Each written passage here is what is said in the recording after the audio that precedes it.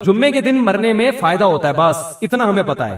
جمعے کے دن مرنے والے شخص کو لوگ کہتے ہیں اسے قبر میں حساب نہیں ہوتا۔ بھائی سب سے پہلے اعمال ہیں، یہ سب چیزیں فضائل میں آتی ہیں کہ جمعے کے دن مرنے کی فضیلت ہے، بس باقی یہ نہیں کہ وہ چوری بھی کی، زنا بھی کیا اور ماں باپ کو بھی ستاتا رہا تو صرف جمعے کو مرنے سے سب کچھ صاف ہو جائے گا۔ ایسا قرآن و سنت سے ہمیں پتا نہیں چلتا۔ آپ ستاتے رہے، سود کھاتے رہے، زنا کرتے رہے، 27ویں رات کو بھی مریں گے تو چترول لگیں گے قبر میں، کیونکہ قرآن نے سب سے زیادہ فوکس کیا ہے عمل کو۔ اگر پھر جمعہ ہفتے سے کام چل جاتا تو یہ پیغمبروں نے جو اتنی تکلیفیں اٹھائی ہیں یہ نہ اٹھاتے، بس پیغمبر دنیا سے یہ کہہ کے چلے جاتے تمام حضرات کوشش کریں جمعے کو مریں وہ، بس یتیموں کے حقوق اور یتیم کا مال جو کھاتے ہیں آگ کے انگارے کھا رہے ہیں، اور زنا پر جو سزائیں رجم کی اور کوڑے لگنے کی اور آگ کی وعیدیں اور ماں باپ کو ستانے والے کی بخشش نہیں ہوگی، وہ عورت جو شوہر کی ناشکری ہو، یہ سب ختم ہو جاتی نا۔ جیسے حدیث میں آتا نا کولونجی میں ہر بیماری کی شفا ہے، تو اس کا یہ مطلب نہیں ہے کہ اب ڈاکٹر کے پاس جانے کی ضرورت ہی نہیں ہے۔ سنا مکھی میں ہر بیماری کی شفا ہے، تو اب کورونا میں بس سنا مکھیاں کھلا کھلا کے باقی ساری ویکسین جو تیار ہو رہی ہے یہ دنیا، یہ سب یہ تو نبی نے نہیں ایسے کیا۔ اگر حدیث کا یہ مطلب ہوتا تو صحابہ کرام ہر گھر میں کولونجی رکھ لیتے، اور جب اسلامی حکومتیں قائم ہوئیں تو میڈیکل کالج کھلے ہیں اس زمانے میں وہ سارے آگ لگا کے بند کر دیتے، نہ کوئی حکیم ہوتا نہ ڈاکٹر ہوتا، بھائی ہر بیماری کے لیے کیا ہے کولونجی۔ جیسے وہ ایک حکیم صاحب تھے، ہر ایک کو کیڑوں کی دوا دیتے تھے، وہ جو بھی آتا نا حکیم صاحب، بھائی کیڑوں کی دوا، پیٹ میں درد ہے کیڑوں کی دوا، سنا یہ ہے؟ سنا ہوا ہے اپنے؟ آپ کو مزہ نہیں آئے گا، جس نے نہیں سنا اس کو اس میں مزہ آئے گا۔ ہر ایک کو کیا دے رہے ہیں؟ کیڑوں کی دوا۔ ایک دن ایک آدمی درخت پہ چڑھا، نیچے گر گیا، ہڈی ٹوٹ گئی، حکیم صاحب کے پاس لے کر حکیم صاحب نے کیڑوں کی دوا دی۔ لوگ کہنے یار اس کا کیڑوں سے کیا تعلق ہے، ہڈی ٹوٹی ہے۔ حکیم صاحب نے کہا کیڑا تھا تبھی تو چڑھا تھا درخت پہ، یہ آئندہ کے لیے دی ہے تاکہ آئندہ ایسی حرکت، ایک ہڈی تو ٹوٹ گئی ہے دوسری تو سلامت رہے نا، صحیح۔ تو ہمارے یہاں بھی لوگ کیا کر رہے ہیں، ہر چیز میں بھائی کولونجی، ہر چیز میں بس سنا مکھی دے دو، بس شہد دے دو۔ حدیث کا یہ مطلب نہیں ہے، حدیث کا مطلب ہے کولونجی میں شفا ہے، کیسے ہے، کتنی مقدار میں کھانی ہے، کس وقت کھانی ہے، کس نے کھانی ہے، یہ تفصیل تو میڈیکل سائنس بتائے گی۔ حدیث میں ایک اشارہ دے دیا بھائی اس میں دوائیت کا عنصر ہے، بس ہمارا ایمان ہے اللہ کے نبی پر کہ کولونجی میں ہر بیماری سے اللہ نے شفا رکھی ہے۔ کیسے رکھی ہے میڈیکل سائنس بتائے گی آپ، صحیح ہے نا؟ یہ مولانا صاحب نہیں بتائیں گے آپ کو، یہ کون بتائے گا؟ شہد میں اللہ نے شفا رکھ دی ہے، کیسے رکھی ہے، کس مقدار میں رکھی ہے، کس وقت کھانا ہے، یہ میڈیکل سائنس بتائے گی، یہ مولانا بولو بھائی نہیں بتائیں گے آپ کو، صحیح ہے نا؟ تو اب ہر ایک کو کیڑوں کی دوا نہ دیا کریں، ٹھیک ہے؟ اور کیا بات کیا چل رہی تھی؟ ہاں، تو جمعے کے دن مرنے میں فائدہ ہوتا ہے، بس اتنا ہمیں پتا ہے۔ پورا ہی بخشا جاتا ہے ایسا نہیں ہے بھائی، اللہ بخش دے تو الگ بات ہے۔ جیسے آپ کو ہارٹ اٹیک ہو چکا ہے، اب آپ صرف کولونجی کے چند دانے چبا دو گے تو اٹیک نہیں ہوگا، ایسا نہیں ہے بھائی، اب تو وہ دوائیں بھی کھانی پڑیں گی۔ اور آپ نے 15 سال جو میرے مشورے پہ 2 پراٹھے صبح کھائے ہیں دیسی گھی کے، یا سوری دیسی گھی کے نہیں، وہ جو ہوٹل کے، تو وہ بھی اثر کریں گے اب 15 سال کے بعد، ٹھیک ہے نا؟ تو یہ سب کچھ ہوگا، تو اس لیے کولونجی بھی کھائیں۔ اور پہلی بات تو یہ کہ ان تمام بڑی بڑی چیزوں سے احتیاط کریں۔ تو اسی طرح اصل چیز ہے گناہ۔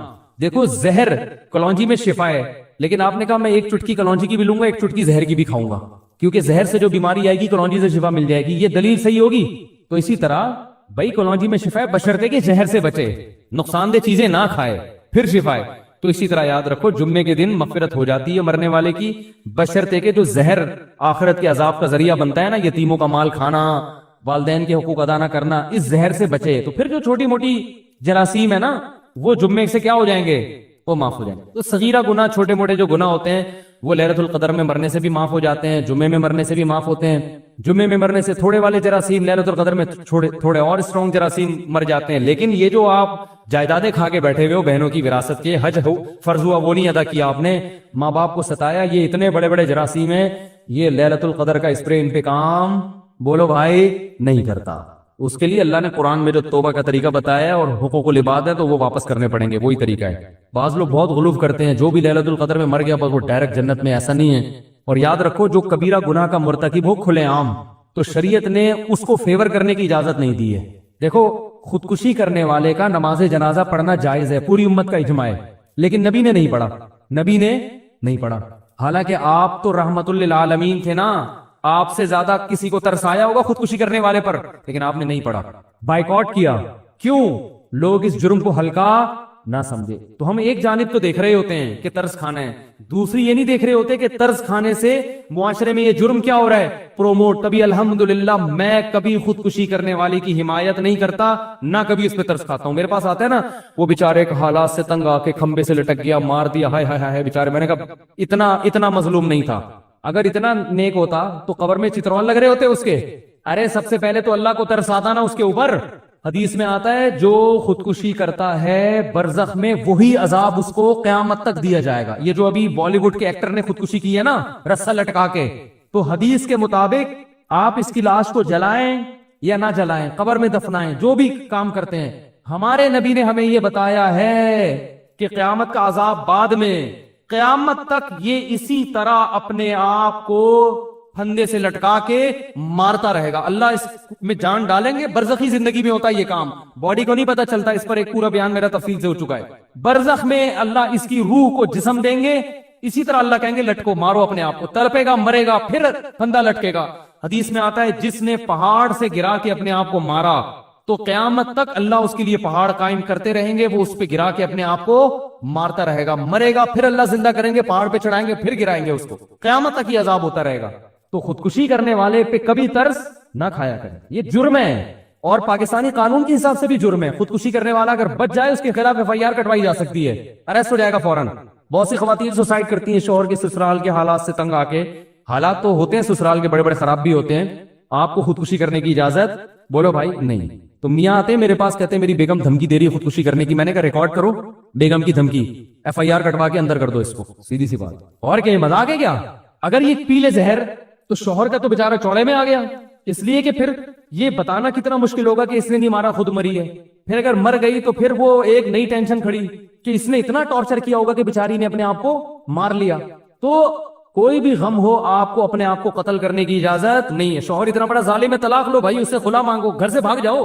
اگر ظالم ہو ایسا نہ کو بھاگ جائے بلا وجہ, کوئی اتنا ٹارچر کر رہا ہے تو بھاگنے کا آپشن ہے آپ کے پاس, گھر سے بھاگ جائیں, آپ کہیں بھی جا کے پناہ لے لیں.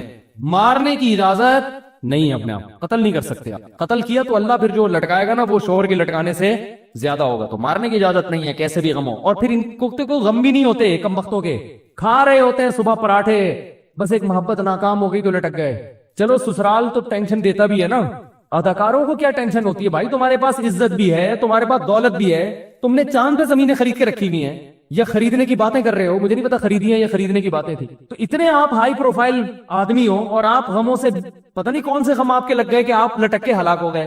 اس کا مطلب آپ لوگوں میں عدم برداشت پیدا کر رہے ہو. نہیں آ رہی بات سمجھ میں؟ آپ لوگوں کو بزبان حال لٹکنے کی ترغیب دے رہے ہو, یا آپ نے جرم کیا ہے. تو اس لیے یہ آپ کی روح امن میں رہے, شانتی میں رہے, یہ بالکل ضرورت نہیں ہے. صرف آپ اتنا بول سکتے ہو بھائی کہ جو ہے نا یہ ہمیں افسوس ہوا کہ لٹک گئے, لیکن اچھا کام محترم نے نہیں کیا, اور اس سے لوگوں کے حوصلوں کو کیا کیا ہے, پست کیا ہے. نوجوانوں کو لٹکنے کی ترغیب دی ہے, غلط کیا. اگر یہ دوبارہ زندہ ہو کے آ جائے FIR کٹوا کے ہم تھانے میں بند کرائیں گے. اگر انڈیا کے لوگ اس طرح کے کمنٹس کریں نا تو ہم سلوٹ کریں ان کو, بالکل صحیح. انڈیا کے اداکاروں کو چاہیے, جتنے بالی ووڈ کے دوسرے ایکٹرز ہیں ان کو چاہیے کہ اس ایکٹر نے جب خودکشی کی ہے تو آپ کمنٹ میں یہ لکھیں کہ یہ اچھا کام نہیں کیا, کوئی اتنی بڑی ٹینشن نہیں تھی کہ جس میں لٹکا جاتا, ہر ٹینشن کا حل بولو نا موجود ہے, اچھا کام نہیں کیا. اور اگر یہ محترم زندہ ہو کے دوبارہ آ گئے تو پولیس کو بتا کے فوراً کیا کرنا ہے ہم نے, کیونکہ جرم ایک تو اپنے آپ کو ہلاک کیا, آپ بھی تو ایک انسان ہو نا, تو انسانیت کے ناطے آپ پر لازم تھا کہ اپنی زندگی کی حفاظت کرتے. دوسرا, آپ نے لاکھوں لوگوں کو ترغیب دی ہے لٹکنے کی, کیونکہ اب آپ جتنے مرضی بیانات دیتے رہے خودکشی کے خلاف, نوجوان جو یہ لٹکتا ہوا منظر دیکھیں گے ان کے پاس ایک راستہ دکھا دیا آپ نے کہ یار اتنا بڑا آدمی جب لٹک سکتا ہے تو میرا غم تو اس سے بھی زیادہ ہے, اس کا غم میرے غم جیسا نہیں ہے. یہ اس کے پاس تو پیسہ بھی تھا اور شہرت بھی تھی اور جوانی بھی تھی, بیماری بھی نہیں تھی, سب کچھ تھا. میں تو بے روزگاری سے تنگ آیا ہوا ہوں, میرا تو ٹماٹر کا ٹھیلا بھی آج کل نہیں لگ رہا کوئی خرید رہا. میری تو اس کی تو گرل فرینڈ بھاگ گئی تھی, میری تو سچی مچی کی بیوی بھاگی ہوئی ہے. تو اس سے بڑے جس کو غم ہوں گے وہ کہے گا ہم تو آسانی سے لٹک سکتے ہیں. تو یہ ترغیب جرم کی دی کہ نہیں دی؟ اس لیے اللہ خودکشی کرنے والے پر ترس نہیں کھاتے, اللہ نے اس کے لیے اصول الگ بنایا ہے. تو اسی طرح خودکشی کرنے والے کا جنازہ مسلمان اگر ہو تو پڑھا جائے گا, مگر علاقے کے جو معزز لوگ ہوتے ہیں شریعت کا حکم ہے کہ وہ اس جنازے کا بائیکاٹ کریں. اسی طرح کوئی بڑا گناہ گار ہو, کھلے عام ہو, چھپ کے گناہ کرنے والے کا تو حکم ہے شریعت میں پردہ ڈالو, چھپاؤ, کیسے ہی بڑا ہو, کھلے عام جرم کر رہا ہے، تو پھر اسلام میں حکم یہ ہے کہ اس کو جنت میں پہنچانے کی کوشش بولو مت کرو۔ کھلے عام زانی ہے، ڈاکو ہے، لاکھوں لوگوں کی جان لے لی اور مر گیا 27ویں رات کو، اب آپ کہہ رہے ہیں جنت میں جائے گا۔ یہ اس کا مطلب آپ لوگوں کے جذبات سے کھیل رہے ہیں۔ آپ یہ نہ کہیں کہ جہنم میں جائے گا، کیونکہ یہ تو اللہ ہی کو پتا ہے کہاں جائے گا، لیکن کم از کم یہ بھی نہ کہیں کہ جنت میں جائے۔ اگر برے الفاظ سے یاد نہیں کریں تو اچھے الفاظ سے بھی یاد نہ کریں۔ سمجھ رہے ہو کہ نہیں سمجھ رہے؟ وہ گورباچوف تھا نا جس نے افغانیوں کا خون کیا تھا، 16 لاکھ افغانی قتل کر دیے تھے اس نے رشیا کی جنگ میں۔ ارے جب روس افغانستان کی جنگ ہوئی ہے تو 16 لاکھ افغانیوں کا، یہ تو آن دا ریکارڈ ہے، باقی لاکھوں اس کے علاوہ ہیں جن کا کوئی ریکارڈ ہی نہیں ہے، افغانستان کو کھنڈر بنا دیا۔ تو ایک صاحب گورباچوف پہ ترس کھا رہے تھے کہ اللہ کرے مسلمان ہو جائے، قیامت کے دن میں اس کی بخشش کرواؤں گا۔ تو ایک پٹھان بیٹھا ہوا تھا، اس نے کہا گورباچوف ملے تو صحیح قیامت کے دن دیکھتا ہوں۔ واقعی صحیح کہہ رہا تھا۔ او بھائی 16 لاکھ انسان مار دیے، لاکھوں عورتوں کی عزتیں تباہ ہو گئی، قیامت میں ملے تو صحیح، دنیا میں تو کچھ نہیں کر سکتے، قیامت میں بھی چھوڑ دیں۔ واہ بھائی واہ، تو نہیں چھوڑیں گے، ملے گا چھوڑیں گے آپ لوگ؟ گورباچوف قیامت کے دن کہیں چھاؤں میں آ جائے بس، بولو تو ذرا سائڈ پہ آ۔ تو موسیٰ علیہ السلام نے فرعون کے بارے میں بد دعا کی تھی، بہت پہلے کوشش کی ہدایت پر آ جائے۔ اللہ نے کہا اے موسیٰ نرم لہجے میں بات کرنا، تو پہلی دعوت تو یہی ہے نرمی سے، قولا لہ قولا لینا، نرم بات کرنا، حالانکہ ہزاروں بچوں کا قاتل ہے لیکن اللہ چاہتے ہیں کہ توبہ کی توفیق مل جائے۔ اے موسیٰ نرم لہجے میں بات کرنا، شاید سدھر جائے۔ موسیٰ کلیم اللہ نرم لہجے میں بات کر رہے ہیں، ہر طرح سے فرعون کو سمجھا رہے ہیں میں تیرا خیر خواہ ہوں۔ فرعون نہیں مان رہا، کہہ رہے معجزے دکھاؤ، معجزے دکھا دیے۔ فرعون نے کہا جادو ہے، جادوگروں سے مقابلہ کرواؤں گا، مقابلہ کروا دیا۔ جادوگروں نے خود گواہی دے دی بھائی یہ معجزہ ہے، جادو نہیں ہے۔ جادوگروں کے ہاتھ پاؤں کاٹ کے لٹکا دیے، پھر بھی اللہ نے مہلت دی توبہ کر لے۔ اب پھر اللہ نے مینڈکوں کا عذاب بھیجا، ٹڈیوں کا عذاب بھیجا، جوؤں کا عذاب، ہر طرح کے عذاب بھیجے۔ جب موسیٰ علیہ السلام دعا کرتے عذاب ٹل جاتا، دعا نہیں کرتے تو عذاب نہیں ٹلتا۔ صاف دکھا دیا وجاہدوا بہا واستیقنتھا انفسہم۔ اللہ فرماتے ہیں فرعون اور اس کے درباریوں کو یقین ہو گیا کہ یہ اللہ کا پیغمبر ہے، یہ جھوٹا نہیں ہے، پھر بھی انکار کرتے رہے۔ بالآخر جب ظلم انتہا ہوئی ہے نا، تو پھر موسیٰ علیہ السلام نے بد دعا کی ہے، اور ہارون علیہ السلام نے بھی ہاتھ اٹھائے، اے اللہ اب فرعون کو تباہ کر دے، اور پہلا دعا میں تجھ سے یہ مانگتا ہوں کہ اس کو اس سے ہدایت کی توفیق سلب کر لے۔ ربنا اطمس علی اموالہم واشدد علی قلوبہم، اے اللہ اس کے دل پہ مہر لگا دے، اس کو ایمان کی توفیق نہ ملے۔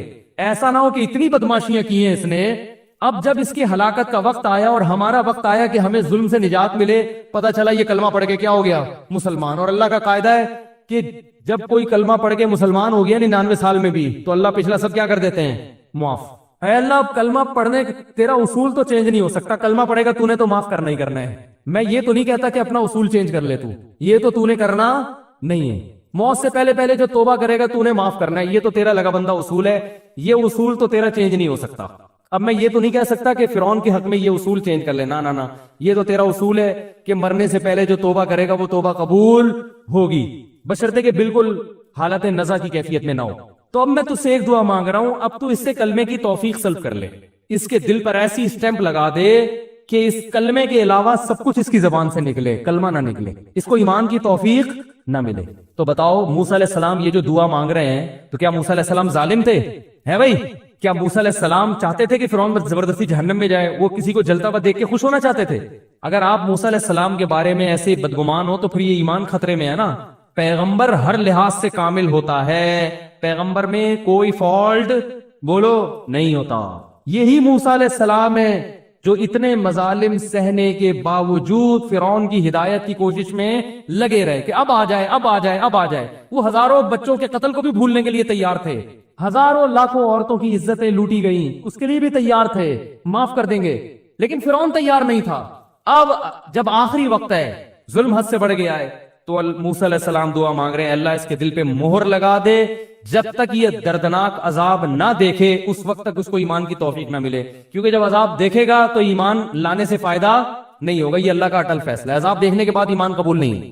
اللہ نے کیا فرمایا؟ اجیبت دعوتکما، اے موسیٰ اور ہارون تم دونوں کی دعا میں نے قبول کر لیے۔ اب فرعون پر کوئی نصیحت اثر نہیں کرے گی، اب میں اس کو ایمان لانے ہی نہیں دوں گا۔ تو یہ بھی ایک آپشن ہے بھائی، یہ بھی ایک انداز ہے، سمجھ رہے ہو نا؟ تو اسلام میں بیلنس ہے، بعض لوگ اس طرف ہو جاتے ہیں، بعض اتنے سخت دل ہو جاتے ہیں کہ وہ کہتے ہیں پہلی دفعہ میں ہی ڈنڈا لے کے چڑھ جاؤ، وہ مولانا طارق جمیل صاحب اگر کسی حاکم سے ملنے جا رہے ہیں تو اس پہ بھی اعتراض کہ علماء تو حکومت کے پاس نہیں جاتے تھے، وہ موسیٰ علیہ السلام تو فرعون جیسے ظالم کے پاس گئے ہیں، تو مولانا طارق جمیل صاحب وزیر اعظم کے پاس نہیں جا سکتے. تو ایک طرف غلو ہو جاتا ہے اور بعض دفعہ دوسری طرف غلو ہو جاتا ہے. اتنے میٹھے بن جاتے ہیں کہ ایک آدمی ظلم کر رہا ہے تو بددعا کرنے کو بھی حرام کہتے ہیں کہ نا نا نا نا نا، اور کوشش کرتے ہیں لیلۃ القدر میں مروا کے اس کو کہاں بھیجیں؟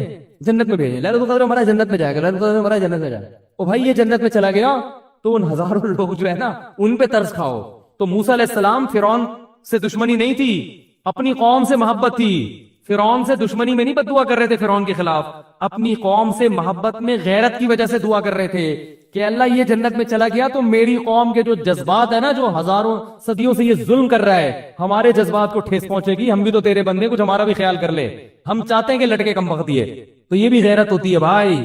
نہیں آ رہی سمجھ میں تو جیسے چل رہے ہو ویسے ہی چلو. میں بار بار کہتا ہوں اگر میری باتیں سمجھ میں نہیں آ رہی تو جیسے چل رہے ہیں جس اسٹائل سے، اسی اسٹائل کی سپیڈ اور بڑھا دے پھر، ٹھیک ہے؟ سپیڈ اور بڑھا دے. اللہ سمجھنے کی توفیق عطا فرمائے. بیلنس رہنا چاہیے. یہ اسٹائل بھی ہے تو وہ والا اسٹائل بھی، دونوں ہے. نبی کے پاس بھی یہ دونوں طریقے تھے. آپ نے بد دعائیں بھی کی ہیں. فتح مکہ کے دن آپ نے اعلان کیا سب کو معاف کر دو. ابن خطل ایک بڑا ظالم تھا، وہ بیت اللہ کا غلاف پکڑ کے پناہ مانگ رہا تھا. آپ نے فرمایا ابن قتل کو جہاں پاؤ قتل کر دو.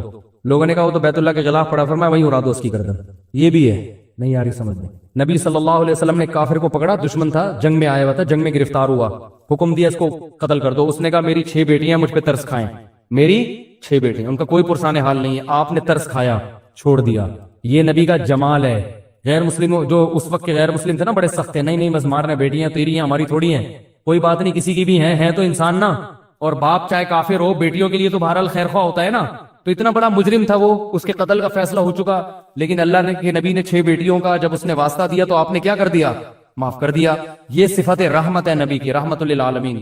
دوبارہ کم بخت سازشیں کرتا ہوا پکڑا گیا ہے بھائی. اس کو یہ نبی کی رحمت ہضم نہیں ہوئی، دوبارہ پکڑا گیا. آپ نے پھر دیکھا بھائی تو ہم نے تجھے معاف کیا تھا، تجھ پہ رحم کیا تھا، اور تو پھر ہمارے خلاف سازشیں کر رہا ہے. آپ نے حکم دیا گردن اڑا دو. اس نے پھر کہا میری 6 بیٹیاں، آپ نے فرمایا اڑا دو. یہ نبی کی کیا ہے؟ سیاست. نہیں آ رہی بات. پھر آپ نے فرمایا لا یلدغ المؤمن من جوہر مرتین، مومن کو ایک سوراخ سے 2 دفعہ ڈسا نہیں جا سکتا. اگر ہم نے پھر چھوڑ دیا، یہ کہیں گے یہ مومن تو بڑے بیوقوف ہوتے ہیں، یہ 2 آنسو بہاؤ ترس کھا جاتے ہیں. بھائی تجھے خود اپنی بیٹیوں کا خیال نہیں ہے تو اب بھی سوال پیدا ہوتا ہے بیٹیاں تو یتیم ہو گئی نا، تو بھائی پہلے اپنے لوگوں کو تو یتیم ہونے سے بچاؤ. اگر اس کو چھوڑ دیا تو ہمارے بندے مارتا رہے گا، تو یہ ان کی بیٹیاں کسی کی بیٹیاں نہیں ہیں کیا؟ ہم تیری بیٹیوں کا خیال کریں، اپنی بیٹیوں کا خیال کریں. تو یہ ہے بیلنس جو آج مارکیٹ میں کیا چل رہا ہے. رحم دل ہوں گے تو کتوں پہ کے خلاف میرا بیان، میں نے کتوں کے خلاف بیان کیا تو جو رحم دل لوگ ہیں ان کو یہ کہہ رہے ہیں یار کتوں کو مارنے کا حکم دے رہے، توبہ توبہ استغفر اللہ. کتوں پہ ترس آنا شروع ہو گیا اور سخت دل بنتے ہیں تو اتنے کہ ماشاءاللہ وہ کتے لوگوں کو کاٹ رہے ہیں. ان لوگوں پہ ترس، 2 مرغیاں ہماری لے گئے. مفتی صاحب پہ ترس، اور وہی زیادہ انڈے دیا کرتی تھیں. آپ کیا، آپ کو کیسے پتا چلا؟ جب مرغیاں شارٹ ہوئی ہیں تو انڈوں کی تعداد میں غیر معمولی کمی آئی ہے، اور لوگوں کو کاٹ رہے ہیں، پاگل ہو رہے ہیں. کتے کا پتا تھوڑی ہوتا ہے بعض دفعہ کہ پاگل ہے کہ نہیں ہے، یہ تو کتوں کو ہی پتا ہوتا ہے کہ بھائی یہ پاگل ہے یا نہیں. تو کتا ہی ٹریس کر کے بتا سکتا ہے کہ یہ پاگل ہے اور کتنا ہے. تو عجیب حساب ہے یار. کتوں کو قتل کرنے کا ہم نے حکم دیا کہ ایم سی والوں کو چاہیے ان کو ماریں، تو اس پہ ترس آ رہا ہے کہ کتوں کو تو اسلام نے حکم دیا کہ پانی پلاؤ ان کو. ایک طرف اتنے رحم دل اور سخت دلی اتنی ہے کہ وہ کتے لوگوں کو کاٹ رہے ہیں، بائکوں والے ٹکرا کے گر رہے ہیں، ان کی ہڈیاں ٹوٹ رہی ہیں، ان بائکوں والوں پہ ترس نہیں. یہ ہے تو اسلام معتدل چیز مذہب ہے، وہ اعتدال سکھاتا ہے. اللہ سمجھنے کی عمل کی توفیق عطا فرمائے. بہت زیادہ ہو گیا بس.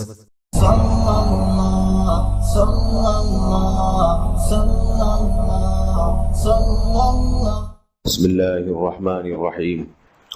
رسول اللہ صلی اللہ علیہ وسلم نے ارشاد فرمایا ان من افضل ایامکم یوم الجمعہ فاکثروا علی الصلاة فیہ فاکثروا من الصلاة فیہ. فرمایا تمہارے دنوں میں سب سے بہترین دن جمعہ کا دن ہے، اس لیے اس دن مجھ پہ کثرت سے درود پڑھا کرو. فإن صلاتکم معروضۃ علی، اس لیے کہ تمہارا درود مجھ تک پہنچایا جاتا ہے. صحابی نے پوچھا یا رسول اللہ کیف تعرض علیک صلاتنا وقد ارمت، ہمارا درود آپ تک کیسے پہنچایا جائے گا جبکہ آپ جب دنیا سے جائیں گے، قبر میں جسم آپ کا ختم ہو جائے گا، تو ہمارا درود آپ تک کیسے پہنچے گا؟ تو آپ صلی اللہ علیہ وسلم نے فرمایا ان اللہ حرم علی الارض اجساد الانبیاء، اللہ تعالیٰ نے پیغمبروں کے جسموں پر زمین پر پیغمبروں کے جسموں کو حرام کر دیا۔ زمین کسی پیغمبر کے جسم کو کبھی ختم نہیں کرتی۔ تو یہ بھی امت کا اجماعی عقیدہ ہے کہ جتنے بھی انبیاء ہیں ان کے جسم بالکل سلامت رہتے ہیں۔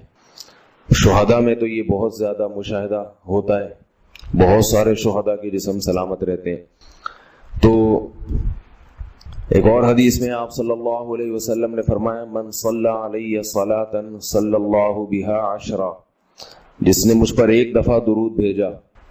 درود کہتے ہیں نبی صلی اللہ علیہ وسلم کے لیے اللہ تعالیٰ سے خصوصی رحمت کی دعا کرنا۔ ایک ہوتا ہے عام دعا، کسی کے لیے بھی رحمت، صلاۃ کہتے ہیں خصوصی رحمت جو اللہ اپنے خاص بندوں پہ کرتا ہے۔ اس لیے صلاۃ کا جو لفظ ہے نا، یہ درود اور صلاۃ یہ پیغمبر کے علاوہ کسی کے لیے جائز نہیں ہے، کیونکہ یہ صلاۃ خاص کس کے خاصہ ہے؟ یہ پیغمبروں کا۔ اس لیے ہم اللہم صلی علی محمد تو کہہ سکتے ہیں، لیکن یوں نہیں کہہ سکتے اللہم صلی علی فلان۔ تو وہ صلی جو ہے نا، صلاۃ، یہ خاص قسم کی رحمتیں ہوتی ہیں جو اللہ پیغمبروں پر بھیجتے ہیں۔ تبھی قرآن میں آتا ہے اولئک علیہم صلوات من ربہم ورحمہ، کہ جو لوگ صبر کرتے ہیں ان پر اللہ کی خصوصی رحمتیں بھی ہیں اور رحمت بھی ہے۔ تو پتہ چلا صلاۃ اور رحمت میں فرق ہے۔ صلاۃ اعلیٰ قسم کی رحمتوں کو کہتے ہیں۔ تو آپ صلی اللہ علیہ وسلم نے فرمایا جس نے میرے لیے ایک مرتبہ رحمت کی دعا کی، درود شریف پڑھا میرے لیے، تو اللہ اس پر 10 رحمتیں بھیجتے ہیں۔ اور جمعہ کے دن زیادہ فضیلت ہے درود شریف پڑھنے کی۔ البتہ یہ جو جمعہ کے دن میں حدیث مشہور ہے کہ 80 سال کے گناہ معاف ہوتے ہیں جمعہ کے دن درود پڑھنے سے، یہ حدیث سند کے لحاظ سے کمزور ہے۔ لیکن یہ جو میں نے حدیث پڑھی کہ جمعے کا دن سب سے بہتر دن ہے، فَأَكْثِرُوا عَلَيَّ مِنَ الصَّلَاةِ فِيهِ، لہذا اس دن مجھ پہ کثرت سے درود پڑھا کرو، یہ بالکل صحیح حدیث ہے۔ تو جمعہ کے دن درود شریف کی اضافی فضیلت ہے۔ آج چونکہ جمعہ کا دن ہے تو اس لیے میں نے کہا کہ اس بارے میں تھوڑی سی بات کروں۔ ایک اور حدیث میں آتا ہے رسول اللہ صلی اللہ علیہ وسلم نے فرمایا لا تجعلوا قبری عیدا وصلوا علی فإن صلاتکم تبلغنی حیث کنتم، فرمایا میری قبر کو عیدگاہ نہ بناؤ۔ جیسے میلوں کی جگہ ہوتی ہے نا، میلے ٹھیلے، عید پہ جب سب لوگ جمع ہو کے خوشیاں مناتے ہیں، تو جیسے مزاروں پہ ہوتا ہے نا، قوالیاں ہو رہی ہیں اور یہ میلے ٹھیلے ہو رہے ہیں آج کل دیکھا ہے، تو پہلے زمانے میں بھی جب کوئی نیک آدمی دنیا سے جاتا تھا تو لوگ اس کی قبر پہ دھرنے مار کے بیٹھ جاتے تھے، اور وہ مجاور اور یہ سب جو ہمارے یہاں ہوتا ہے۔ تو آپ صلی اللہ علیہ وسلم نے منع کیا کہ میری قبر کے ساتھ یہ کچھ مت کرو، البتہ مجھ پہ درود پڑھا کرو، اور فرمایا کہ تم جہاں سے بھی درود پڑھو گے یہ مجھ تک پہنچے گا۔ ایک اور حدیث میں رسول اللہ صلی اللہ علیہ وسلم نے فرمایا ما من احد یسلم علی الا رد اللہ علی روحی فارد علیہ، کہ جب بھی کوئی مجھ پر سلام بھیجتا ہے اللہ میری روح کو میرے جسم میں لوٹاتے ہیں اور میں اس کے سلام کا جواب دیتا ہوں۔ اب یہ کیسے ہوتا ہے؟ چونکہ یہ برزخ کی زندگی میں ہے، لہذا اس کی کیفیات میں اور گہرائی میں جانے کی اجازت نہیں ہے۔ جیسے اللہ بہتر سمجھتے ہیں یہ ہوتا ہے، اس کی حقیقت کا ہمیں علم پوری طرح نہیں ہے، برزخی زندگی ہے۔ اور حدیث میں آتا ہے رسول اللہ صلی اللہ علیہ وسلم نے فرمایا کہ رغم انف رجل ذکرت عنده فلم يصلی علی، اس شخص کی ناک خاک آلودہ ہو جائے جس کے سامنے میرا نام لیا جائے، میرا تذکرہ ہو اور وہ مجھ پہ درود نہ پڑے۔ ایک اور حدیث میں آپ صلی اللہ علیہ وسلم نے فرمایا البخیل من ذکرت عنده فلم يصلی علی، وہ شخص کنجوس ہے، بخیل ہے جس کے سامنے میرا نام آئے اور مجھ پہ درود نہ پڑے۔ یعنی اتنی بڑی شخصیت اور اتنے بڑے محسن اعظم کا تذکرہ آ رہا ہے اور اس کی زبان سے دعا بھی نہیں نکلتی، تو اس سے بڑا کنجوس دنیا میں کون ہو سکتا ہے۔ ایک اور حدیث میں آپ صلی اللہ علیہ وسلم نے ایک شخص کو دعا مانگتے ہوئے دیکھا جس نے درود شریف پڑھے بغیر دعا شروع کر دی، تو آپ صلی اللہ علیہ وسلم نے فرمایا اس نے دعا میں جلدی کی ہے۔ پھر فرمایا تم میں سے جب کسی شخص کو دعا مانگنی ہو تو پہلے اللہ کی حمد و ثنا پڑھے، پھر مجھ پر درود بھیجے۔ قرآن مجید میں بھی اللہ نے حکم دیا ان اللہ وملائکتہ یصلون علی النبی، کہ اللہ اور اس کے فرشتے، اللہ بھی رحمت بھیجتے ہیں اور فرشتے بھی رحمت کی دعا کرتے ہیں۔ یا ایھا الذین آمنوا صلوا علیہ وسلموا تسلیما، اے ایمان والو تم بھی محمد صلی اللہ علیہ وسلم پر درود بھیجا کرو اور سلام بھیجا کرو۔ درود اور سلام میں فرق یہ ہے کہ درود اللہ کی رحمت اور سلامت کہتے ہیں کہ ہر برائی سے، ہر مشکل سے، ہر مصیبت سے بچائیں۔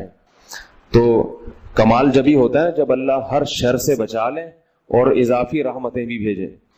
تو علماء نے درود شریف کی حکمتوں میں لکھا ہے کہ درود شریف جو اللہ نے ہمیں پڑھنے کا حکم دیا، اس کی بنیادی وجہ تو سب کو معلوم ہے کہ سب سے زیادہ احسانات اس کائنات میں اللہ کے بعد کس کے ہیں؟ محمد صلی اللہ علیہ وسلم۔ تو آپ صلی اللہ علیہ وسلم کے احسانات سب سے زیادہ ہیں انسانیت پر۔ انسان کو انسان آپ صلی اللہ علیہ وسلم نے بنایا، اور اہل اسلام تو سب سے زیادہ ان احسانات کے تلے دبے ہوئے۔ تو ہم کوئی بھی عبادت اگر کر رہے ہیں، دعا بھی اگر مانگ رہے ہیں، تو یہ بھی کس کی وجہ سے توفیق مل رہی ہے؟ نبی صلی اللہ علیہ وسلم، کیونکہ آپ صلی اللہ علیہ وسلم نے ہی یہ ساری چیزیں سکھائی ہیں۔ تو ہر کام میں حکم یہ ہے کہ بھئی جس کا احسان ہے، جس کی وجہ سے تمہیں یہ رہنمائی ملی، پہلے اس کا بھی تو کچھ خیال کرو، اس کا بھی جو ہے نا اللہ سے اس کے لیے دعا مانگو تاکہ تمہاری طرف سے بھی کچھ شکر ہو۔ دوسری بات علماء نے لکھی ہے کہ اس میں حکمت یہ ہے کہ درود شریف پڑھنے سے توحید کا عقیدہ مضبوط ہوتا ہے۔ وہ توحید، درود شریف نبی سے دعا نہیں ہے بلکہ اللہ سے دعا ہے، کس کے لیے؟ نبی کے لیے۔ تو پتہ یہ چلا کہ نبی پر بھی اللہ کی رحمتیں ہوں گی، اور دعا کون مانگ رہا ہے؟ ہم مانگ رہے ہیں۔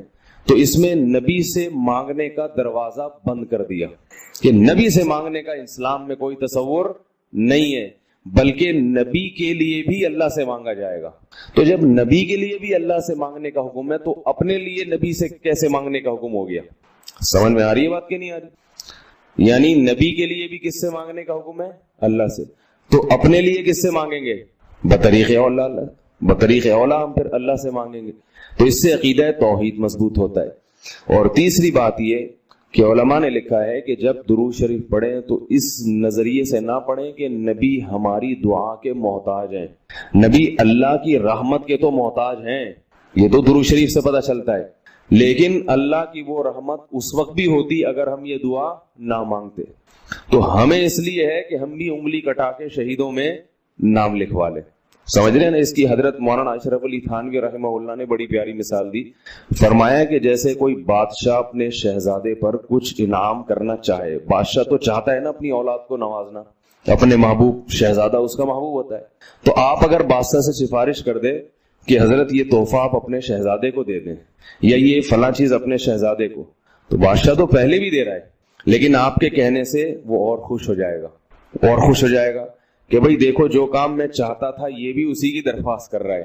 تو نتیجہ کیا نکلے گا؟ تھوڑا سا آپ کو بھی دے دے گا وہ، ٹھیک ہے نا، کہ چلو یہ گڑ تم بھی منہ میٹھا کر لو اپنا، تم نے اتنا اچھا کام کیا۔ اور اگر آپ کسی کو حکم دیں اس کے دشمن پہ خرچ کرنے کا، آپ جا کے کہیں بھائی وہ تمہارا دشمن ہے، تمہارا دل چاہتا ہے اس کا گلا دبا دو، تو ایسا کرو اس کو ہدیے ودیے دیا کرو، تو کہے گا میں اس کو گلا دبانا چاہتا ہوں اور تو ہدیے کی ترغیب دے رہا ہے تو میں تیرا بھی گلا دباؤں گا۔ تو دشمن پہ خرچ کرنے کا جب حکم دیا جاتا ہے تو اس سے سامنے والا غصے میں آتا ہے۔ دوست پہ خرچ کرنے کا، احسان کرنے کا جب آپ کسی کو کہیں گے تو وہ خوش ہوتا ہے۔ باپ کو اگر کہا جائے نا اپنے بچوں پہ اور کھلائے کریں، بڑی خوشی ہوتی ہے، تو باپ کا دل اور سینہ اور چوڑا ہو جائے گا۔ تو ایسے ہی اللہ تعالیٰ کو اپنے رسول صلی اللہ علیہ وسلم سے محبت ہے، اللہ تو خصوصی رحمتیں بھیجیں گے ہی، لیکن ہم اگر اللہ سے درخواست کر دیں گے کہ اللہ تو خصوصی رحمتیں بھیج، تو اس میں تھوڑی سی ہماری بھی کیا ہو جائے گی؟ دخل اندازی ہو جائے گی۔ اللہ تو ویسے ہی کر رہا ہے، تو اللہ کہے گا چلو تو نے بھی سفارش کر دی تو ان پہ تو کر ہی نہ ہوں، یہ 10 رحمتیں تجھ پر بھی ہو جائیں گی۔ اور چوتھا فائدہ کیا ہے درود شریف پڑھنے کا؟ کہ انسان کے دل میں محمد صلی اللہ علیہ وسلم کی محبت بڑھتی ہے۔ انسان جس کے لیے دعا مانگتا ہے لاشعوری طور پہ، تو نبی صلی اللہ علیہ وسلم کی جتنی زیادہ محبت ہوگی اللہ کی خود بخود اتنی ہی زیادہ ہوگی، کیونکہ نبی سے محبت اللہ ہی کی وجہ سے ہوتی ہے، یہ الگ الگ چیز نہیں ہے، اللہ کے رسول ہے نا، اسی وجہ سے تو ہے۔ تو جتنی محبت بڑھے گی اللہ کی محبت اتنی زیادہ۔ اور پانچواں فائدہ کہ جتنی نبی کی محبت ہوگی، انسان کو جس سے محبت ہوتی ہے اس کی اتباع آسان ہوتی ہے، بغیر دلیل کے بھی مانتا چلا جاتا ہے۔ جس سے نفرت ہوتی ہے نا اس سے ہر بات پہ دلیل، کیوں بھائی ایسا کیوں ہے؟ اور اگر محبت ہو تو وہ کوئی کام کا کہے تو سمجھ میں آئے نہ آئے انسان کہتا ہے بس کر لو. صحابہ کرام کی محبت کے جو واقعات ہیں، حضرت انس رضی اللہ تعالی عنہ جب بھی کھانا پکتا تھا، اگر اس میں لوکی یا کدو پکتا تو کدو کے ٹکڑے تلاش کر کر کے کھاتے تھے. لوگوں نے پوچھا کیوں بھائی؟ فرماتے ہیں کہ میں نے رسول اللہ صلی اللہ علیہ وسلم کو دیکھا ہے کہ کدو شوق سے کھاتے تھے آپ. تو نبی سے محبت تھی، کدو سے محبت ہو گئی. حالانکہ یہ شریعت کا حکم نہیں ہے. ہم مسلم ہیں، ایک مسلم کنٹری ہے، ہم اگر حدود کو کراس کریں گے تو بہت کچھ ہو سکتا ہے. رسول اللہ صلی اللہ علیہ وسلم نے فرمایا میری امت میں جو آخر میں لوگ آئیں گے قرب قیامت میں، ان میں ناچ گانے موسیقی کے آلات عام ہو جائیں گے اور شرابیں پی جائیں گی. تو فیکون فیہم خسف و مسخ او کما قال صلی اللہ علیہ وسلم. فرمایا اللہ شکلیں بھی مسخ کرے گا، لوگوں کی شکلیں تبدیل کر دے گا، بگاڑ دے گا اللہ لوگوں کی شکلیں، اور زمین میں دھسنے کے واقعات بھی ہوں گے. تو یہ نبی نے اپنی امت کے بارے میں فرمایا، غیر مسلموں کے بارے میں نہیں فرمایا، وہ تو مانتے ہی نہیں اسلام کو. مسلمان جب یہ حرکتیں کرتا ہے تو اس میں اس کو اللہ کے عذاب سے ڈرنا چاہیے. تو نبی صلی اللہ علیہ وسلم نے ڈرایا ہے ہمیں کہ جب یہ موسیقی کے آلات اور ناچ گانے اور شرابیں پی جائیں گی، جب یہ چیزیں عام ہو جائیں گی تو پھر عذاب کا انتظار کرو.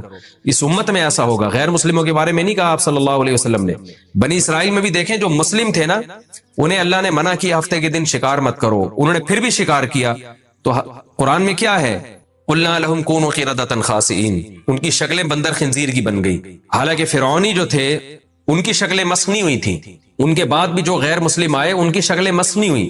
مسخ کس کی شکلیں ہوئی ہیں، خراب کس کی ہوئی ہیں؟ جو کلمہ پڑھتے تھے. بنی اسرائیل جو حضرت موسیٰ پہ ایمان لائے ہوئے تھے ان لوگوں کے ساتھ عذاب آیا. تو اس سے پتہ چلتا ہے کہ جب کلمہ گو مسلمان یا مسلمان مرد یا عورت وہ جب کھلے عام اس طرح سے گناہ کرتا ہے اس پر دنیا میں عذاب آنے کا خطرہ ہے. کافر پر عام طور پر دنیا میں عذاب نہیں آتا. تو ہم ایک اسلامی کنٹری میں رہتے ہیں، اس طرح 14 اگست کے نام پہ شرابیں پینا، لڑکے لڑکیوں کا مکس گیدرنگ کر کے ڈانس کرنا، اور جو کچھ بےہودگی اور بدتمیزی اور ایک طوفان بدتمیزی کا ماحول بنا ہوا ہوتا ہے، یہ اللہ کے غضب کو دعوت دینے والی بات ہے. دنیا میں نہیں بھی آیا تو آخرت میں تو آئے گا. تو ہم اپنے ملک سے محبت کرتے ہیں اور محبت کا تقاضا ہے کہ ہم اپنے ملک کو اسلام کی طرف لے کر آئیں گے. انشاءاللہ ایسے حکمرانوں کو لائیں گے جو اسلام سے محبت کریں گے. تو آپ 14 اگست کو اس طرح سے ہرگز نہ منائیں کہ پاکستان کا اسلامی تشخص مجروح ہونا شروع ہو جائے. ہندو مذاق اڑائے کہ یہ دیکھو یہ اسلام کے نام پہ ملک بنا تھا، ہم میں اور ان میں کوئی فرق نہیں ہے، ہم سے اچھا ڈانس یہ کر لیتے ہیں 14 اگست کو. ہندو ہی ہمیں یہ تانا نہ دے تو ہم سے زیادہ کپڑے ان کے اترنا شروع ہو گئے ان کی عورتوں کے جسم سے. تو یہ ہمیں اگر ہندو تانا دے گا تو آپ کے پاس کیا منہ رہ جائے گا ہندو کو یہ بتانے کے لیے کہ ہم نے اسلام کے نام پہ بنا. اور یہ دے رہے ہوتے ہیں تانا، میں کمنٹس میں دیکھ رہا ہوتا ہوں، ہندو یہ طنز کر رہے ہوتے ہیں کہ تم نے ہندوستان کو توڑا اسلام کے نام پہ اور تمہارے اپنے ملک میں کیا ہو رہا ہے. تو یہ ہماری بین الاقوامی ذلت بھی ہے، اللہ کی نظر میں بھی ہم ذلیل و رسوا ہوں گے. تو اس لیے آپ 14 اگست ضرور منائیں، لیکن ان حدود کے اندر اپنے کلچر کو دیکھتے ہوئے، اسلام کو دیکھتے ہوئے، اور اس بات سے بچتے ہوئے کہ کہیں اللہ کا قہر اور غضب ہم پہ نہ آ جائے. دوسرا کام شکر گزاری میں اللہ کی عبادت. دنیا کے ہر مذہب میں عبادت ہے یا نہیں؟ اللہ کہتے ہیں میری عبادت کرو. تو عبادت کیسے کریں؟ اللہ نے بتایا وضو کر کے 5 ٹائم بولو نماز پڑھو گے کہ نہیں پڑھو گے؟ مسجد میں جماعت کے ساتھ.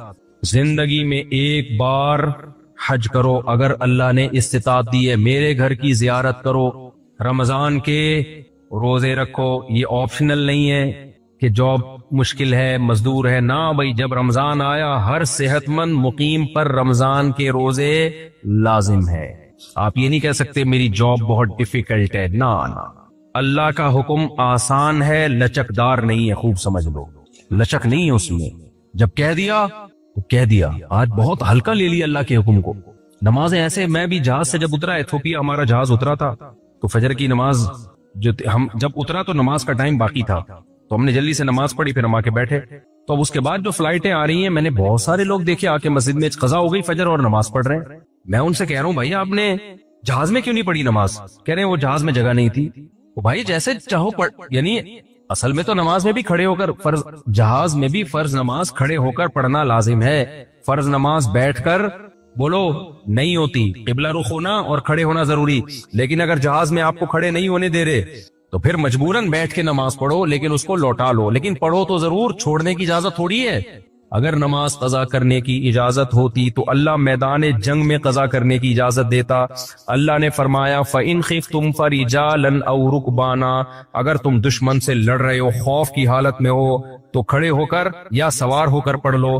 قضا کرنے کی اجازت نہیں. تو میں نے داڑھیوں والے ٹوپیوں والے لوگ دیکھے بھائی, کہہ رہے یار وہ ایکچولی جگہ نہیں تھی, اب پڑھ رہے ہیں. بھائی آپ کسی بھی طریقے سے پڑھتے پھر لوٹا لیتے اس کو, آپ یہ کون سا طریقہ ہے؟ تو جب نماز کا یہ حشر نمازیوں نے کر دیا ہے تو باقی حکام کا کیا ہوگا؟ تو بھائی کوئی صورت نہیں ہے نماز قضا کرنے کی, سمجھتے ہو؟ کھڑے ہو کے نہیں پڑھ سکتے, بیٹھ کے نہیں پڑھ سکتے, لیٹ کے گردن کا ہلا کے پڑھنی پڑے گی آپ کو. پانی نہیں ہے, تیمم. یہ ساری رخصتیں اللہ نے اس لیے تو دی ہے کہ وقت سے مت ٹالو. اگر نماز کو اپنے ٹائم سے ٹالنے کی اجازت ہوتی, اللہ کہتا کوئی بات نہیں, کھڑے ہو کے نہیں پڑھ سکتے, بیٹھ کے نہیں, بلکہ گھر جا کے آرام سے تسلی سے چھٹیوں میں پڑھ لینا جب فرصت ملے گی تمہیں. ابھی چھٹیاں آنے والی ہیں, تمہارے امتحان ہو گئے تو چھٹیاں آئیں گی, اسی وقت ساری لوٹا دینا اکٹھی بیٹھ کے. تو مذاق چھوڑی ہے نماز. تو عزم کرتے ہو کہ نہیں کرتے, ایسی کی تیسی کچھ بھی ہو جائے. آج کل تو ایسی بہترین ایپلیکیشن آ گئی ہیں جہازوں کے سفر میں, آپ ایپلیکیشن ڈاؤن لوڈ کرو, اس میں اپنے فلائٹ کا ٹائم اور جہاں ارائیول اور ڈپارچر کا ٹائم لکھو, وہ پورا ٹائم نماز کا کہ جہاز کس وقت کہاں ہوگا, کتنے بج کے کتنے منٹ پہ کون سی نماز کا ٹائم داخل ہو رہا ہوگا, قبلہ کدھر ہوگا. اللہ نے اتنی آسانی کر دی ہے, سمجھتے ہو؟ اور مستورات کو بھی نماز پڑھوایا کرو. بہت سے نمازی ہم نے دیکھے اپنی بیگم کے ساتھ سفر کر رہے ہیں, ابے اب کون جائے گا, وضو کرے گا, ابے چھوڑ بعد میں بیگم کا. بھائی جان ابھی آزمائش ہے کہ نماز پڑھتا ہے کہ نہیں پڑھتا. خود بھی پڑھنا ہے, اپنے گھر والوں کو بھی. ٹرین کا سفر ہو, بس کا سفر ہو, نماز نہیں معاف ہے. ان الصلاۃ کانت علی المؤمنین کتابا موقوتا. اللہ کہہ رہے نماز مومنین پر مقررہ اوقات میں فرض ہے, اس کو دائیں بائیں کرنے کی اجازت نہیں ہے. تو پڑھو گے کہ نہیں پڑھو گے؟ تیسرا کام, یہ رمضان کے روزے ہو گئے, حج ہو گیا زندگی میں ایک بار. اس کے بعد اللہ نے کچھ چیزیں ہم پہ ویسے ہی حرام کی ہیں جو اخلاقیات میں آتی ہیں, ان کا عبادت سے تعلق نہیں بلکہ اخلاقیات سے. اس میں اللہ نے فرمایا لا تقربوا الزنا, زنا کرنا تو دور کی بات, زنا کے قریب بھی مت پھٹکو. زنا کا آلٹرنیٹ اللہ نے ہمیں کیا دیا؟ بولو, نکاح دیا. غیر مسلم نکاح نہیں کرتے, زنا کرتے ہیں, اور اگر شادی کرتے بھی ہیں بہت دیر سے کرتے ہیں. ان میں کوئی اگر بالغ ہوتے ہی شادی کر لے اس کو بے وقوف سمجھا جاتا ہے. آپ عمل کر کے دکھاؤ, بولو بے وقوف تم ہو, ہم نہیں ہیں. ایک غیر انگریز سے میری بات چیت ہو رہی تھی, تو میں نے کہا ہماری سوسائٹی میں اتنی عمر میں لوگ نکاح کرتے ہیں. اس نے کہا آپ کا کلچر ہے. اب میں نے زیادہ بحث نہیں کی, بھائی کلچر نہیں ہے, ہمارا مذہب ہے. کلچر تو کہتا ہے آزادی دلاتا ہے آپ کو, تو آپ اپنے عمل سے بتاؤ بھائی جلدی نکاح کیا کرو. کوئی پوچھے کیوں, بولے ہمارے مذہب کا حکم ہے. بھائی اللہ کا حکم ہے, جب اللہ کا حکم آ جائے تو پھر آپشنل رہتا ہے, وہ ہے بھائی, پھر کوئی عقل چلتی ہے, پھر ایکچولی بات ہوتی ہے کچھ. کوئی بھی آپ کا باس ہو, آپ کو آرڈر دے یار یہ چیک ہے جا کے کیش کرا کے لو, آپ بولے ایکچولی سر ایکچولی میرے پیٹ میں درد, ایکچولی وہ بولے گا بھائی تو نے جاب کرنی ہے نہیں کرنی, نکل یہاں سے. تو اللہ کو اتنا ہلکا لے لیا بھائی. تو اللہ کہہ رہے جب جس میں نکاح کی استطاعت تو فوراً کیا کرے وہ نکاح. اے اللہ خرچہ ہوگا بہت زیادہ, ٹینشن. اللہ نے کہا غیر مسلم کیلکولیٹر لے کے بیٹھے گا, ابھی میری اتنی تنخواہ, حالانکہ اس کی بیوی آنے کے بعد اس کا خرچہ ہو ہی نہیں رہا ہے, کم بخت کا 1 روپے دے لے نہیں بیوی پہ خرچ کرنا, پھر بھی کیلکولیٹر لے کے بیٹھا ہوا ہے. ہم نے سارا خرچہ خود کرنا ہے, پھر بھی اللہ کہہ رہے کیلکولیٹر استعمال کرنے کی اجازت نہیں. یکونوا فقراء یغنیہم اللہ من فضلی. اللہ کہتے ہیں نکاح کرو, اگر فقیر ہوگے اللہ اپنے فضل سے غنی کر دے گا. اللہ پہ توکل کرو. جو اللہ بچہ پیدا ہونے کے بعد ماں کی چھاتیوں میں دودھ پیدا کر دیتا ہے, تو وہ بیوی آنے کے بعد تمہارے مال میں برکت نہیں دے سکتا کیا؟ نہ نسل کو روکو نہ شادی سے روکو. غیر مسلم کہتے ہیں بچے 2 ہی اچھے, ہوتے 2 بھی نہیں ہیں, لیکن بہرحال کہتا ہے کیا ہے, بچے 2 ہی اچھے. اسلام کہتے ہیں نہیں بھائی, رزق کس کے ہاتھ میں ہے؟ اللہ کیا, اللہ کو خاندانی آدمی پسند ہے. پارکوں میں لکھا ہوتا ہے فیملی کے ساتھ آئے, ہو سکتا ہے جنت کے دروازے پہ اللہ لکھ دے فیملی کے ساتھ آؤ. پھر کیا کرو گے؟ کیا خیال ہے بھائی؟ تو میں تو 18 کے ساتھ نکل لوں گا, میں بولوں گا اللہ اور تو ہمارے پاس کوئی امال ہی نہیں ہے. کیا خیال ہے بھائی؟ اور تو ہمارے پاس. اللہ پہ توکل کرو میرے بھائی, کیلکولیٹر لے کے نہیں بیٹھے رہا کرو. تمہارے ماں باپ کا احسان ہے تم پر کہ نسل نہیں روکی, تم پیدا ہو گئے. وہ بھی روک سکتے تھے, میرا باپ بھی 2 بچوں کے بعد نسل روک سکتا تھا, تو میں تھوڑی پیدا ہوتا. میرے والد نے کس پہ توکل کیا؟ اللہ پہ. اللہ اولاد دے گا. اور قرآن کہتا ہے لا تدرون ایہم اقرب لکم نفعا. نسل مت روکو بھائی, تمہیں کیا پتا تمہاری اولاد میں کون تمہارے لیے زیادہ کام کا نکل آئے. ایک صاحب کہنے لگے اتنے بچے ہوں گے, ہو سکتا ہے کوئی بگڑا ہوا نکلے. میں نے کہا بھائی اتنے پیدا کرو کہ 2-4 اسپیئر میں بگڑنے کے لیے بھی رکھو. اگر 2 ہوئے اور وہی بگڑ گئے تمہاری تو نسل گئی. کیا خیال ہے؟ نسل گئی تمہاری تو. غیر مسلموں بیچاروں پر ترس کی حالت ہے, انہوں نے نسل روک کے نا 2 بچے, پھر ان کا 2 خرچہ تو 2 پہ بھی ہوتا ہے, 1 بچہ پھر 1 بھی نہیں. بڑھاپے میں تنہائیاں کاٹ رہی ہیں, خاندان تباہ, نہ چاچے نہ مامے. جب بچے ہوتے ہیں تو پھر ان کے بچوں کے چاچے بھی ملتے ہیں, مامے بھی ملتے ہیں, خالو بھی ملتے ہیں, رشتے ملتے ہیں. یہاں کتنی خوشی ہوتی ہے جب میں آتا ہوں, یار یہ ہمارے چاچے, اتنے بڑے بڑے گھروں میں لوگ رہتے ہیں, اتنے رشتے داری مضبوط ہے.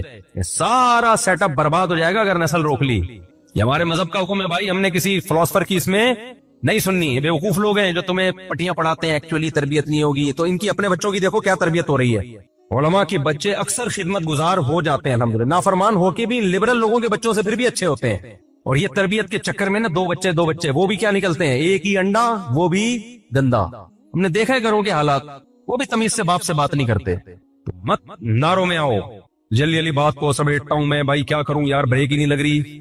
تو جلد نکاح کرنا ہے. زنا کا آلٹرنیٹ کیا ہے؟ نکاح پیغمبروں کی سنت, اور زنا بدکاروں کی, برے لوگوں کی خصلت. تیسری چیز شراب. اخلاقیات میں کیا چیز آتی ہے؟ شراب اور نشہ. اتنی بری چیز ہے نا, ایک گھونٹ شراب کا پی لیا تو 40 دن نماز کی برکت ختم. فرض تو ادا ہو جائے گا, قضا کرنے سے گناہ سے بچ جاؤ گے. نماز کا جو پورا ثواب ملنا چاہیے تھا وہ اللہ 40 دن تک چھین لیتا ہے اگر سچی توبہ نہ کی. قریب بھی مت پھٹکو شراب کے. اور اس سے ٹینشن ختم نہیں ہوتی, اس سے ٹینشن بڑھ جاتی. شراب پینے والوں میں خودکشی کا ریشو زیادہ ہے, شراب سے بچنے والوں میں خودکشی کا ریشو کم ہے. ہر نشے کی چیز سے دور بھاگو. اور اخلاقیات میں کیا ہے؟ نبی صلی اللہ علیہ وسلم نے فرمایا, مسکرا کے بات کرنا صدقہ. ان تلقى اخاك بوجه طليق. جب کسی سے ملو مسکرا کے ملو, ایک دوسرے کی غیبت مت کرو, چغلیاں بولو مت لگاؤ, ایک دوسرے کی ٹانگیں مت کھینچو. کوئی اچھا کام کر رہا ہے اسے سپورٹ کرو. ہم لوگ کیا کرتے ہیں, کوئی اچھا کام کر رہا ہے سپورٹ تو کرتے نہیں, اس کی ٹانگیں کھینچنا شروع کر دیتے ہیں. یہ کیوں اچھا کام کر رہا ہے بھائی؟ جب دنیا کو مسافر خانہ نہیں سمجھتا نا انسان, سارے مزے دنیا میں لینا چاہتا ہے, تو یہ اخلاقی برائیاں پیدا ہوتی ہیں. بھائی اللہ نے کسی سے کوئی کام لے لیا, حسد مت کرو, رش کرو اس کے اوپر. حسد انسان کو کھا جاتا ہے. حسد سے بچنے کا کیا طریقہ ہے؟ یہ سوچا کرو بھائی یہ ترقی کر کے بہت آگے نکل گیا تو کیا ہوگا, جائے گا تو قبر میں ہی نا. کیا خیال ہے, ہم بھی وہاں جائیں گے تو کوئی بات نہیں, نکلنے دو آگے. کیا خیال ہے بھائی؟ اور دوسری بات یہ کہ اللہ کی تقدیر میں تھا کہ اس کو زیادہ دے گا مجھے کم دے گا, تو اللہ سے کوئی لڑ سکتا ہے؟ کوئی بات نہیں یار, چلو یار اس کو زیادہ مل گیا, یہ زیادہ خوبصورت ہے, یہ زیادہ صحت اچھی ہے, اس کی 4 ہو گئی ہماری نہیں ہو رہی, یار استغفر اللہ, اس کی جو ہے وہ پیسہ فلاں کے پاس زیادہ آ گیا, فلاں کو جو ہے نا کاروبار میں ترقی ہو گئی, فلاں کی عزت زیادہ ہو گئی. ہونے دو یار, چلتا ہے یار, کوئی بات نہیں, ہم اللہ کی تقدیر پہ راضی. شیطان کے ساتھ یہی تو پرابلم تھی. شیطان عبادت کرتا تھا, اس نے بولا یہ کیا مسئلہ ہو گیا یار, یہ آدم نیا بنایا گیا اور اللہ کہہ رہا ہے اس کو سجدہ کرو, یہ تو پرابلم کریٹ ہو گئی نا. کیا خیال ہے بھائی؟ یہ تو معاذ اللہ نے پرابلم کریٹ کر دی ہے. میں اتنا پرانا, اور یہ دفتر میں کوئی نیا امپلائی آئے اور باس اس کو اپنے قریب کر لے, اور آپ 20 سال سے جاب کر رہے ہو, آپ کو دور رکھے, تو آپ کو غصہ آئے گا کہ نہیں آئے گا؟ تو شیطان کو بھی غصہ آیا کہ بھائی اللہ میاں نے اس کو میرے سامنے بنایا اور مجھے کہہ رہے اس کو سجدہ کرو. اڑ گیا شیطان. اب بھائی تو چھوڑ دے یار, تجھے بھی تو اللہ نے ہی بنایا ہے نا, جتنا تجھے دیا ہے تو اس پہ اللہ کا شکر ادا کر. کیا خیال ہے بھائی؟ اپنے سے کمتر کو دیکھ. اللہ تجھے گدھا بھی بنا سکتے تھے, اللہ تجھے خنزیر بنا سکتے تھے. ابھی حدیث میں آتا ہے دنیا میں ہمیشہ اپنے سے کمتر لوگوں کو دیکھا کرو. کمتر کو دیکھو گے تو شکر کی توفیق ملے گی, اپنے سے اونچوں کو دیکھو گے تو سوائے احساس کمتری کے کچھ بھی حاصل نہیں ہوگا. دوسروں کی بیویاں دیکھ دیکھ کے لوگ احساس کمتری میں جا رہے ہیں. پردہ تو آج کل ختم ہو گیا نا. ابے اس کی بیوی اتنی خوبصورت, میری والی ایسی, تو ابے بھائی تو دیکھ بہت سارے تجھ سے زیادہ ہینڈسم ہیں, ان کو بیویاں تجھ سے زیادہ بدصورت ملی ہوئی ہیں, ان کو دیکھا کر. ہمارے ایک جاننے والے کی شادی ہوئی, اتنی ٹینشن میں نا, ہمارے استاد سے آ کے کہنے لگا میری دلہن مجھے بالکل پسند نہیں آ رہی ہے, میں بہت ٹینشن میں, شکل اچھی نہیں ہے, ڈپریشن میں گیا ہوا. ہمارے استاد نے کہا ایسا کر, تو نے کبھی اپنے آپ کو شیشے میں دیکھا ہے؟ کہہ رہے بہت دفعہ دیکھا. کہہ رہے آج اس نیت سے دیکھ کہ اس ڈیزائن پہ تجھے یہ مل گئی, یہ اللہ کا شکر ہے یا نہیں ہے. اپنا ڈیزائن چیک کر دوبارہ سے. واقعی اس نے شیشے میں دیکھا, کہا کہ میں اب اللہ کا شکر ادا کر رہا ہوں. آج تک اس نیت سے کبھی اس نے اپنے آپ کو دیکھا, اب کمپیئر کر کے دیکھا کہ اس سے تو پھر بھی یعنی میں زیادہ بدصورت ہوں. تو اس ڈیزائن پہ یہ بھی غنیمت ہے اللہ. اپنا ڈیزائن دیکھتے نہیں ہو میرے بھائی, فلمی اداکاروں کو دیکھ رہے ہیں, تو اس سے نعمت کی ناقدری ہوتی ہے, انسان ٹینشن میں جاتا ہے. تو تقدیر پہ راضی رہو بھائی, جو ہے اللہ کا دیا, میں اللہ کی تقدیر پہ راضی ہوں. کوئی بات نہیں, اللہ نے اس کو زیادہ نواز دیا, زیادہ دے دیا, کوئی بات نہیں. میں نے گھر میں بورنگ کروائی تھی, تو چند مزدور آئے, بڑی محنت سے بورنگ کر رہے تھے, اور ٹھیکیدار نا کرسی پہ بیٹھا ہوا چائے پہ چائے پی رہا ہے. بس وہ تو ٹھیکیدار تھا نا, اس نے ان سے کام لینا تھا. تو میں نے اس مزدور سے کہا کہ یار ٹھیکیدار کو کچھ بھی نہیں, وہ کام پیسہ زیادہ ٹھیکیدار کما رہا ہے, کام سارا تم کر رہے ہو ہے بھائی. وہ تو صرف آرڈر پکڑتا ہے, مزدوروں سے رابطہ کرتا ہے, سارا پیسہ لے گا تو ان کو ان کے کمیشن دیا, اور سارا آرام سے بیٹھ کے دودھ پتی پی رہا ہے, پان گٹکا چبا رہا ہے اور پیسے کما رہا ہے. تو میں نے مزدور سے کہا, میں نے کہا محنت تمہاری اتنی, پیسہ یہ کما رہا ہے, تمہیں غصہ نہیں آتا؟ اس مزدور نے کہا نہیں بھائی اللہ کی دین ہے یار, اللہ کسی کو اس طرح دیتا ہے کسی کو اس طرح دیتا ہے. خوش. میں نے کہا دیکھو 2 منٹ میں اس نے مسئلہ کیا کر دیا. سارے ٹھیکیدار بن جائیں تو بورنگ کراچی میں ہوتا تو میں کہتا تمہارا باپ کرے گا. پھر بھائی اللہ کی تقسیم میں کسی کو اللہ نے ٹھیکیدار بنا دیا اور کسی کو اللہ نے سارے ہی ٹھیکیدار بن جائیں تو پھر تھوڑی, پھر کون بورنگ کرے گا بیٹھ کے. تو خوب اچھی طرح سمجھ لو میرے بھائی, کاش یہ بات ہم سب کے دل میں اتر جائے, کاش. دیکھو سکون کی تلاش میں مذہب سے بغاوت کرو کہ خدا کی قسم سکون کے علاوہ سب کچھ ملے گا, سکون تمہیں نہیں, خوشیاں نہیں ملیں گی. خوشیوں کے اسباب اختیار کرنا آپ کے ہاتھ میں ہے, دل میں خوشی پیدا کرنا آپ کے ہاتھ میں نہیں ہے. خوشی پیدا کرنا, خوشی اللہ پیدا کرتا ہے. تو انسان کی جو روحانی زندگی ہے نا, اس میں بھی اس کو نیچر کو فالو کرنا پڑے گا. مادی زندگی میں نیچر کو فالو کروانے کے لیے ڈاکٹر ہے, روحانی زندگی میں, اخلاقی زندگی میں نیچر کو فالو کروانے کے لیے اللہ نے پیغمبروں کو بھیجا ہے. کیوں؟ آپ اپنی عقل سے اپنی اخلاقیات کو خود سلیکٹ نہیں کر سکتے, خود آپ ایکسپلین نہیں کر سکتے کہ کون سا کام اخلاقی ہے اور کون سا کام غیر اخلاقی ہے. یہ انسانی عقل پہ نہیں چھوڑا جا سکتا. دیکھو ایک مثال سے سمجھاتا, اللہ نے انسان کو بہت ذہین بنایا, لیکن مادی لحاظ سے بھی اور روحانی یعنی اخلاقی لحاظ سے بھی انسان کو تربیت کی ضرورت ہے. دیکھو بکری کا بچہ جب پیدا ہوتا ہے تو ڈائریکٹ بکری کے تھنوں کی طرف لپکتا ہے. آپ اسے چائے میں بسکٹ ڈال کے پکڑا دیں, وہ کبھی بھی بولو نا نہیں کھائے گا. آگ کا انگارہ اس کے سامنے رکھ دیں, وہ کبھی بھی نہیں کھائے گا. گوشت اس کے سامنے رکھ دیں, وہ کبھی بھی نہیں کھائے گا. شیرنی کا بچہ جب پیدا ہوتا ہے, خربوزے لا کے رکھ دو اس کے سامنے, آپ اس کو بتاؤ کہ سبزی کھانے کے اتنے فائدے, ویجیٹیرین بنو, وہ کبھی بھی نہیں بنے گا. آپ یوٹیوب پہ کتنے کلپ دکھا دو وہ نہیں بنے گا. بکری کو آپ کیٹو ڈائٹ پہ لے آؤ, آج کل کیٹو ڈائٹ کے بہت یوٹیوب پہ کلپ آ رہے ہیں نا. یہاں تو وہ کیٹو کا گراب ختم ہو گیا, سنا پاکستان میں آ رہا ہے. یہاں پہلے تجربہ ہو کے بہت سارے لوگ قبرستان چلے جاتے ہیں, پھر ہم لوگ کے یہاں وہ چیزیں آتی ہیں. اب کچھ ڈاکٹروں نے کیٹو ڈائٹ بالکل لوگوں سے روٹی چاول ہی چھڑوا دی ہوں گے, اناج غلط چھڑوا کے ڈائریکٹ گوشت ٹھنڈے منڈے رس کیے. تو ہر چیز میں مبالغہ ہو رہا ہے. تو اور جب تک بلوغ نہ ہو تو منجن بکتا بھی نہیں ہے. جب تک زمین اور آسمان کے وہ قلابے نہ ملائے جائے نا کسی چیز کے فضائل میں, تو منجن بھی نہیں بکتا ہمارے یہاں. اب وہ ایک صاحب مجھے ملے کراچی, کہہ رہے ہیں یار منجن کے الفاظ ہی سننے کو نہیں مل رہے. تو کیا ہے کہ بھائی آپ نے بکری کے بچے کو کیٹو ڈائٹ پہ لے آیا, یا بھینس کو آپ نے کہا تمہارا ویٹ اتنا ہے, نہ تم سے چلا جاتا ہے نہ تمہیں بیٹھا جاتا ہے, تم اینٹوں پہ آ جاؤ, اس کو کلپ دکھا کے گوشت آؤ, اتنا یہ فیٹ وغیرہ, آپ پوری ایڑی چوٹی کا زور لگا دو گے, اس نے کھانا کیا ہے؟ گھاس. اسی کو قرآن میں اللہ نے فرمایا احسن کل شیء خلقہ ثم ہدا, اللہ نے ہر چیز کو بہترین انداز سے بنایا, پھر ہدا کا مطلب اسے گائیڈ کیا کہ اسے کرنا کیا ہے. جانوروں کو گائیڈنس اللہ تعالیٰ دے چکے, سمجھتے ہو گے نہیں سمجھتے؟ اس کے لیے اللہ نے وحی کا لفظ استعمال کیا. انسانوں کی گائیڈنس کے لیے بھی اللہ نے وحی کا لفظ استعمال کیا, اور جانوروں کو بھی گائیڈنس کے لیے بھی اللہ نے بولو نا وحی کا لفظ.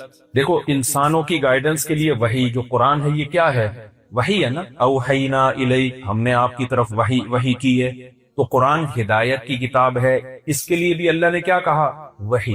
اور جانوروں کو جو اللہ نے گائیڈ کیا ہے, اوحا ربک الی النحل, اللہ کہتے ہیں میں نے شہد کی مکھی کو وحی کر دی ہے. شہد کی مکھی پیدا ہوتے ہی اپنے کام میں لگ جاتی. کیا کرنا ہے؟ کس مکھی نے جا کے پھلوں کا رس چوسنا ہے, کس نے چھتوں کی نگرانی کرنی ہے, کس نے آبادی کو کنٹرول کرنا ہے. شہد کی مکھیوں میں نا آبادی کنٹرول کرنے والی مکھیاں بھی ہوتی ہیں. وہ نر مکھیاں جب زیادہ ہو جائیں تو ان کے چار شادیوں کا رواج نہیں, وہ نر کو مار دیتی ہیں. ہاں جب نر زیادہ ہو جائے نا تو وہ کیا کرتی ہیں, ان کو پتا ہے یہ سوسائٹی میں خرابی پیدا کریں گے. مکھیوں کا آپ پڑھیں اسٹڈی کریں تو مادہ مکھیاں باقاعدہ بندوقیں لے کے نر کو اڑا دیتی ہے کہ یہ تمیز سے رہیں, تعداد ان کی نہ بڑھے. بڑا عجیب خوبصورت یعنی ایک آرگنائزیشن ہے شہد کی مکھیوں کی, پوری پوری کتابیں لکھی گئی ہیں اس پہ. تو یہ پہلے دن سے مکھی نے سیکھا ہوا ہوتا ہے کہ کس مکھی کا کیا کام ہے اور کس مکھے کا کیا کام, سب کو پتا ہے. شیر نے کیا کرنا ہے, بکری نے کیا کرنا ہے, چوہے نے کیا کرنا ہے, لومڑی نے کیا کرنا ہے, کوے نے کون کون سی نئی نئی چالاکیاں مارکیٹ میں لانی ہے, سب پہلے سے کیا ہے, اس میں وہ تبدیل نہیں ہوئی. کتا اگر وفادار ہے تو 1000 سال پہلے بھی وفادار تھا, آج بھی وفادار ہے.